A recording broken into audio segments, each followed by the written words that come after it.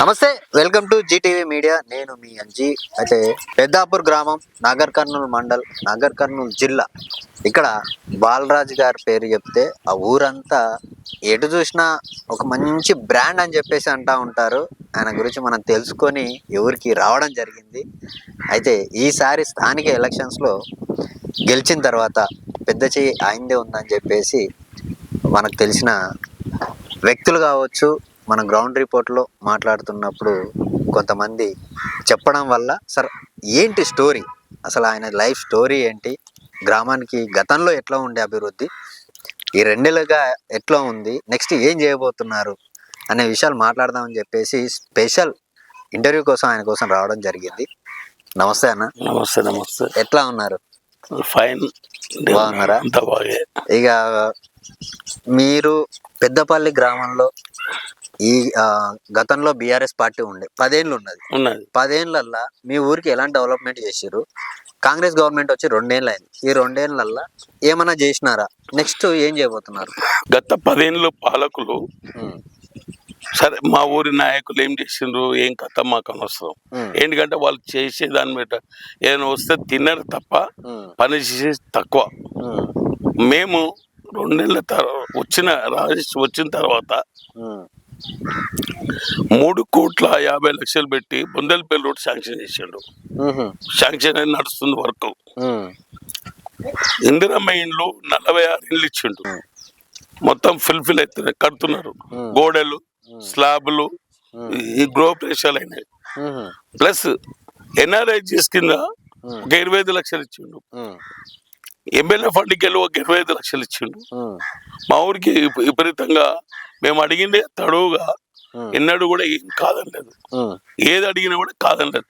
ఇంచుమించు 7 కోట్ల పని మా ఊరికి 2 ఏళ్ళు అయింది. గతంలో మర్రిజనారెడ్డి గారు ఎప్పుడు వచ్చి అడిగినా కూడా బొందలపల్లి రోడ్ అడిగితే ఎప్పుడు కూడా చేస్తానది చేయలేదు. ఎప్పుడు అడిగినా కూడా చేయలేదు.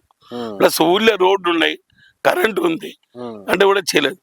పెద్దాపూర్లో మొత్తం వైర్లు కిందికి వచ్చి తెగి పడుతుండే. ఎమ్మెల్యే గారి కృషితోటి ఒక పోళ్ళు ఊకే ఏమంటారు పత్తి లారీలు కానీ ఇవి ఐచర్ మిషన్ కానీ తెగిపోతుండే. ఆయన ప్రోత్సాహంతో మా ఊరికి ఒక 50 లక్షల రూపాయలు కరెంటు శాంక్షన్ చేసిండు. మొత్తం వైర్ గుంజిస్తాం, ట్రాన్స్ఫార్మర్ లో వోల్టేజ్ లేకుండా మాకు వచ్చేసిందన్నమాట. తగువుగా 10 ఏళ్ళు నాయకులు ఎవరు కూడా పట్టించుకోకపోతే D2 గుడిపల్లి దగ్గర ఒక కాలువ ఉన్నది, కిందికి అసలు బొందలపల్లి కోనికి నీళ్ళు లేకుండే. ఓ మాట అడిగితే ఈ గారికి చెప్పి అది కూడా ఒకటి చేయించిండు. D2 కూడా మాకు నీళ్ళు పోనీకి, ప్లస్ D4 కూడా చేశారు. ఇంకా మేము అడుగుతున్నాం, ఇంకా ఏది అడిగినా కూడా తగువుగా ఎమ్మెల్యే గారు అయితే ఏది కూడా మాకు ఫుల్ సహకారం చేస్తున్నాడు. రేవంత్ రెడ్డి గారు వచ్చినాక సన్నబియ్యం వచ్చినవి, ఫుల్ హ్యాపీ. పబ్లిక్ రేషన్ కార్డులు వచ్చినవి, హ్యాపీ. 200 యూనిట్లు కరెంటు వచ్చింది, అది కూడా హ్యాపీగా ఉన్నారు జనాలు. ఫ్రీ బస్సు, ఇంకోటి రుణమాఫీ కూడా 2 lakhs లోపల వాళ్ళకి చేసిండ్రు. కొంతమంది ఏమంటారు అంటే 2 lakhs పైన వాళ్ళకి కూడా వాళ్ళు చేయలేదు, వీళ్ళు చేయలేదు. కనీసం అది కూడా చేస్తే బాగుండనేది పబ్లిక్ టాక్. నేను చెప్పడం అది పబ్లిక్ టాక్ చెప్తున్నాను.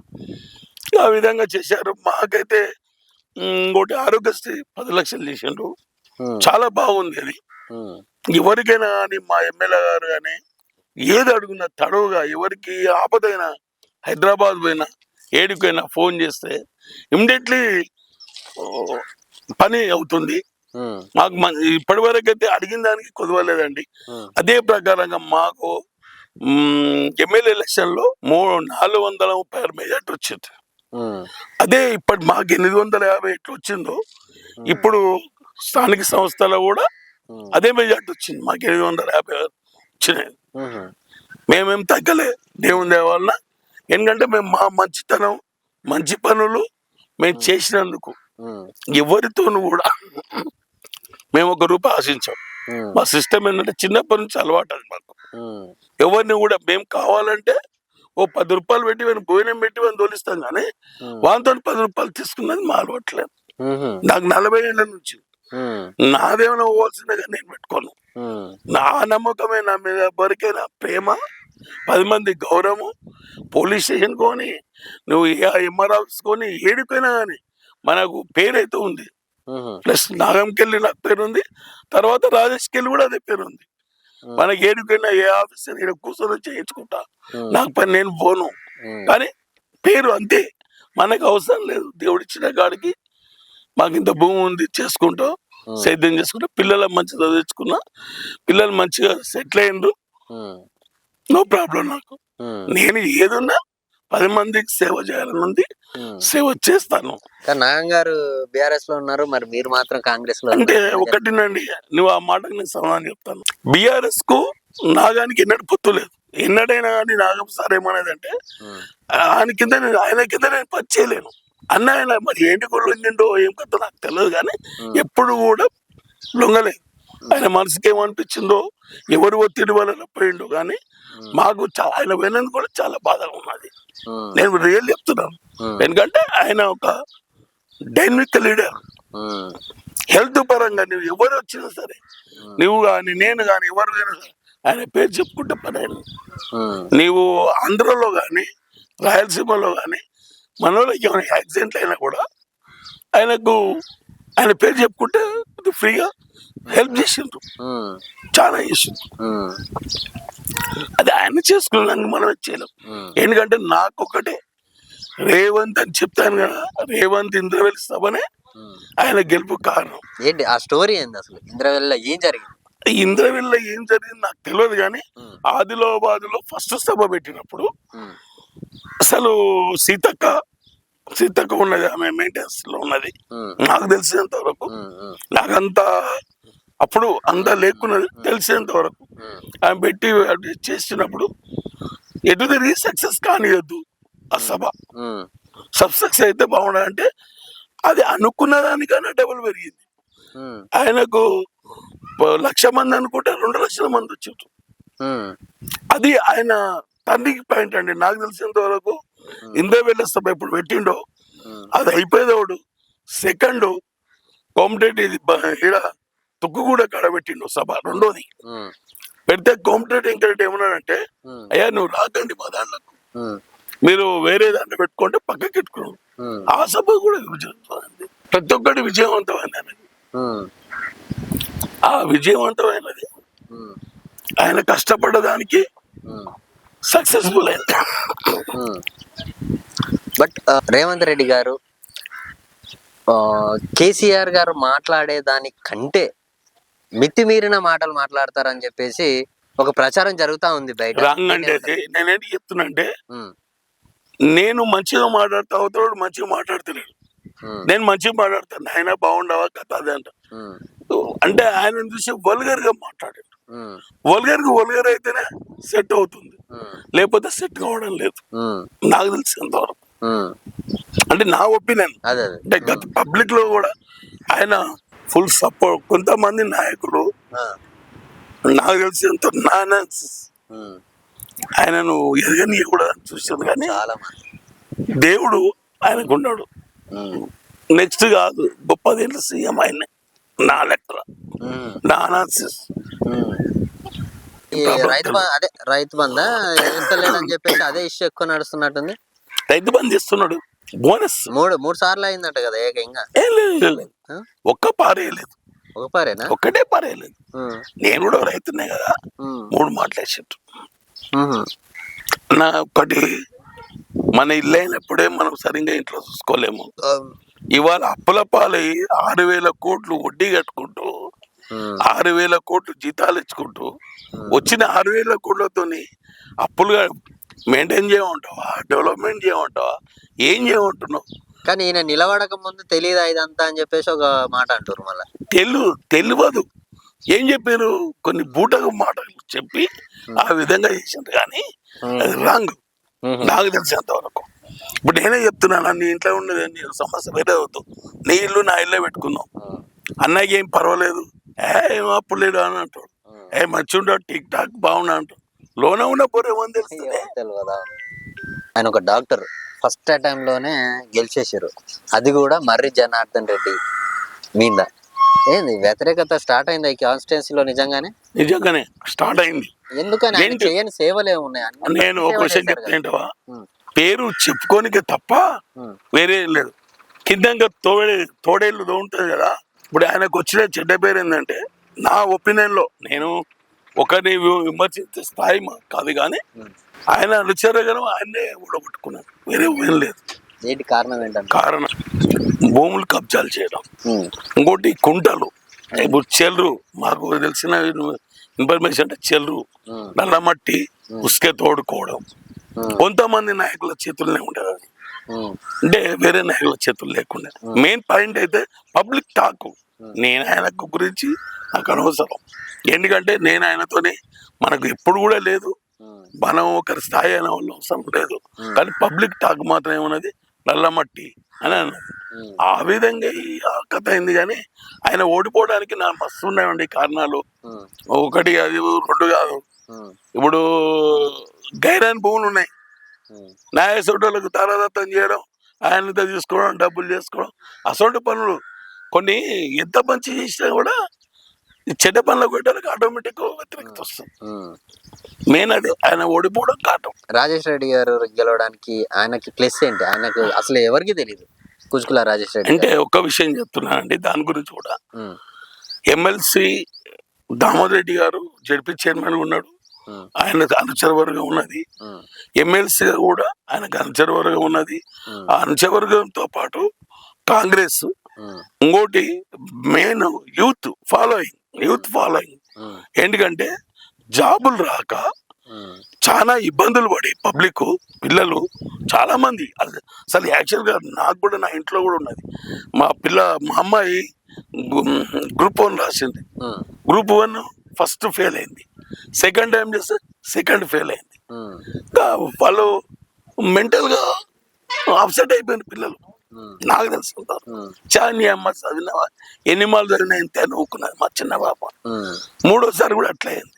మూడోసారి చేస్తే రాలేదు అమ్మకు. సార్ దాన్ని డిస్పెట్టేసి, ఒక పార్ట్ డిస్పెట్ అయినాక నీతోనైనా నాదైనా ఎవరైనా అది తప్పని భాగ్యం. మెయిన్ పాయింట్ రాజేష్ ఒక డెంటల్ డాక్టర్ గా ఆయన దాని ఫౌండేషన్ చైర్మన్ అనేది ఉన్నాడు, నాకు ఐడియా లేదు. ఆ చైర్మన్ గా ఉన్నందుకు ప్లస్ ఏంటంటే యువకుడు రేవంత్ రెడ్డి యువకులకు ఇస్తున్నాడు కాబట్టి యువకుడుగా మంచి చేద్దాం, ఒకసారి చూద్దాం, వీళ్ళని కూడా ఒకసారి చూద్దాం. జనంలో బాగా స్పందన వచ్చింది. అసలు ఎవరు కూడా ఎక్స్పెక్ట్ చేయలేదు మరి జనారెడ్డి గెలుస్తున్నారు. కానీ నేనైతే రాజేష్ రెడ్డి గారు గెలుస్తానని ఫస్ట్ చెప్పేసిన. నా సన్నిధులతోటి కానీ, నా ఫ్రెండ్స్ తో కానీ, ఎవరితో కానీ నేను కూడా చెప్పిన, డెఫినెట్లీ మేము గెలుస్తున్నామండి, మేము సీఎం అవుతున్నాడు.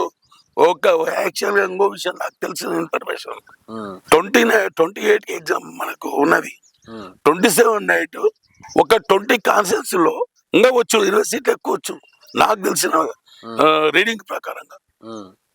నైట్ ఒక కాన్సెన్స్ కు 30 crores పెట్టి టిఆర్ఎస్ వాళ్ళు పంచి 20 కాన్సెన్స్ వచ్చినామండి. లేకపోతే 85 రాసి పెట్టుకోవాల్సిందే. అంత నమ్మకం అసలు ఏం చేసిండ్రని? ఏం చేసింది కాదు, ఇప్పుడు మనకు బలిదానాలై వచ్చిండ్రు బెటర్ కదా.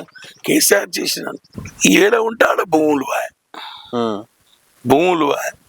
ప్రాజెక్టులు కాళేశ్వరం కట్టి 1,00,000 కోట్లు ఏం చేసిండ్రు?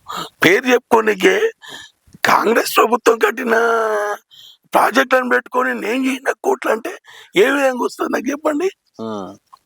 ఇంకోటి ఒక్క ఉద్యోగం నాకు తెలిసినంత వరకు కనీసం ఉద్యోగం చేపించి ఉద్యోగస్తుల పిల్లలకి ఇచ్చంటే బెనిఫిట్ మరి జాబ్ మేళ అన్నాడు ఆయన. వేస్తాడు ఎవరు? రేవంత్ రెడ్డి వేస్తాడు. ఇప్పుడు ఆయన వేస్తాడు అన్నాడు, చేస్తున్నాడు. ఒకటి తర్వాత ఓటేస్తాడు. ఇప్పుడు మళ్ళీ 50,000 ఇస్తా అంటున్నాడు. ఆయన చేసేది చేస్తాడు. అయితే ఏదున్నా సార్ నా ఒకటే ఎత్తున్నా, నా ఒపీనియన్ లో ఆయన అనుకున్నాడు చేస్తాడు. ప్రజలకు సేవ మాత్రం రేవంత్ రెడ్డి చేస్తాడు. నెక్స్ట్ సీఎం రాసి పెట్టుకోండి, నేను చెప్తున్నా, నెక్స్ట్ సీఎం రాసి పెట్టుకోండి. ఇప్పుడు నా ఒపీనియన్ లో ఏం చేయాలంటే ఆయన నా నా నా అంటే సూచనగా నేను చెప్పేంత ఓపిక నాకన్నా చిన్నోడే, కానీ నేను చెప్పేంత కాదు, నేను అనుభవజ్ఞుడు కూడా గాను. ఆయన నాకు తెలిసినంత వరకు 2000 పింఛన్ 3000 చేయాలి ఇప్పుడు ప్రస్తుతం. కొత్త మందికి 4000 అన్నాడు. 4000 నెక్స్ట్ చేయొచ్చు. ఇప్పుడు నీ బడ్జెట్ బట్టి చేయి, పబ్లిక్ సంతోషపడతారు, నీవు అన్నదానికి సంతోషపడతారు, ప్రాబ్లం చెడ్డ లేదు. ఆయన ఏది ఆయన చెప్పే మాట ప్రతి ఒక్కరి నోట, ప్రతి ఒక్కరి గుండెలో నిలిచిపోయింది. అయ్యా నేనేం చేస్తున్నాను, ఏం చేయాలనుకుంటున్నా పరిస్థితి ఇది ఆయన క్లియర్ చెప్పేందుకు పబ్లిక్ కూడా అవుతున్నమాట. నా ఒపీనియన్ లో చాలా మంది కూడా నేను ఎంక్వైరీ చేసి అన్నాడు, చాలా హ్యాపీగా ఉన్నాడు. జనాలు మాత్రం ఏంటంటే మా అదృష్టానికి ఈసారి వర్షాలు వచ్చి రైతులకు ఇబ్బంది తప్ప గతంలో మంచిగా ఉన్నాయి పంటలు మాత్రం నో ప్రాబ్లం. ఇంకా బోనస్ ఇవ్వడం వల్ల బెనిఫిట్ ఉంది. ఇంకా నేను జీటీవీ ద్వారా ఏమంటున్నా అంటే యాసంగి బోనస్ చేయాలని ఆయన విజ్ఞప్తి చేస్తున్నాను. వేస్తే పబ్లిక్ హ్యాపీ ఫీల్ అవుతారు. ఆయన టైం ఉండి ఎప్పుడైనా ఏదైనా వచ్చినప్పుడు మిగతా వాళ్ళకు 20 లక్షల మందికి 10 లక్షల మందికి కాలేదు రుణమాఫీ, అది కూడా చేస్తే ఇంకా బెటర్. ఎందుకంటే వాళ్ళు కూడా మాకు ఫస్ట్ టైంలో కూడా మాకు కాలే, మా కేసీఆర్ ప్రభుత్వంలో కూడా మాకు కాలేదు, ఇప్పుడు కూడా కాలేదు. అందరు చాలా మంది ఒక 25% పబ్లిక్ అయితే బాధపడుతున్నారు. అది మాత్రం ఫైనల్ గా మన పెద్దాపూర్ గ్రామానికి మీరు ఎలాంటి సూచనలు ఇవ్వబోతున్నారు, ఎలాంటి పనులు చేయబోతున్నారు? మేము పెద్దాపురం గ్రామానికి డ్రైనేజ్ వ్యవస్థ plus roads, lighting, water, housing, ఇంకా పెద్ద మొత్తంలో హౌసింగ్ ఇప్పిద్దాం. మా ఊర్లో బ్యాక్వర్డ్ ఒక స్కూలు, ఒక అంగన్వాడి ఆల్రెడీ మన ఎమ్మెల్సీ గారు చెప్పిండ్రు స్కూల్ ఇస్తా అని చెప్పిండు. ఆయన ఏది చెప్పినా 2-3 రోడ్లు ఉన్నాయి. మాకు అసలు నిజంగా చెప్తున్నానే గత ప్రభుత్వంలో చెయ్యాలి రోడ్లన్నీ. అప్పుడు ఫండ్ విపరీతంగా ఇట్లా అడిగేది ఆలోచన, తడువుగా డబ్బులు ఉన్నాయి. ఇప్పుడు తడువుగా డబ్బులు లేవు, ఎవరినో ఎత్తుకురాకుండా దాన్ని సమకూరుస్తున్నాడు. అప్పు దేవాలని పోతున్నాడు ఆయన. ఫస్ట్ సద్వినియోగం చేస్తున్నారు. అది ఆయన పాలసీ. ఇంకోటి పాలమూరు రంగారెడ్డి కూడా కావాలి, కలవకుర్తి ఎత్తిపోతలు కూడా కొద్ది ప్రాబ్లం ఉన్నాయి. అది సరే, అది ఏం చేసిపోయారు మెగా కంపెనీ వాళ్ళు, మనం అన్నది పెద్ద నడుస్తుంది. కానీ ఎటు తిరిగి పెద్దాపురం అయితే మంచి ఈ 3 ఏళ్లలో ఓ రూపురేఖలు ఇప్పుడు డెవలప్మెంట్ అయితే చేస్తాం ఎమ్మెల్యే గారి సహకారంతో. ఇంకా అవసరమైతే పెద్ద మళ్ళీ ఒక పెద్దాపురం అంటే ఒక ఆదర్శ గ్రామంగా తీస్తాను. నేను వాళ్ళు ఉంటే, నేను లేకుంటే ఏం చేయలేదు. వాళ్ళకి ఎప్పుడు మంచిగా జరుగుతుంది, అది ఏం చేయలేము మనం. నా ఒపీనియన్ అంటే మంచి చేయాలి, నా ఊరు మంచిగా ఉండాలి, నా కోరిక. మన ఊరు మంచిగా ఉన్నప్పుడు మనం ఎప్పుడైనా గౌరవిస్తారు, అది ఆలోచన. రైట్. ఇది పెద్దాపూర్ గ్రామం బాలరాజ్ సేట్ గారి వ్యక్తిగతంగా చూస్తే మనిషి చాలా మంచోడు. ఆయన మాటలు చూస్తేనే అర్థమైపోతుంది. 10 రూపాయలు పెట్టే రకమే కానీ ఒకరి దగ్గర నుంచి చేతి దాచి తీసుకోవడము, ఆశించడము ఇలాంటివి నా జన్మలో లేవని చెప్పేసి అంటా ఉన్నారు. అలాంటి వాళ్ళు ఊరికి ఒకరున్నా చాలు, ఆ ఊరు ఖచ్చితంగా అభివృద్ధి చెందుతుంది. అయితే ఇప్పుడు కాంగ్రెస్ పార్టీ నుంచి గెలిచారు కాబట్టి ఇక నెక్స్ట్ ఈ 3 ఏళ్ళు ఎలాంటి అభివృద్ధి ఉన్నా అది ఖచ్చితంగా మన ఛానల్ ద్వారా అప్డేట్ మీకు చూపిస్తూ ఉంటాము. మీరు మాకు కూడా ఖచ్చితంగా మీరు ఏది చేసినా మాకు ఒకసారి చెప్తే మేము వచ్చి తీసుకొని చూపిస్తాం. చూస్తూనే ఉండండి జీటీవీ మీడియా. నమస్తే. నమస్తే.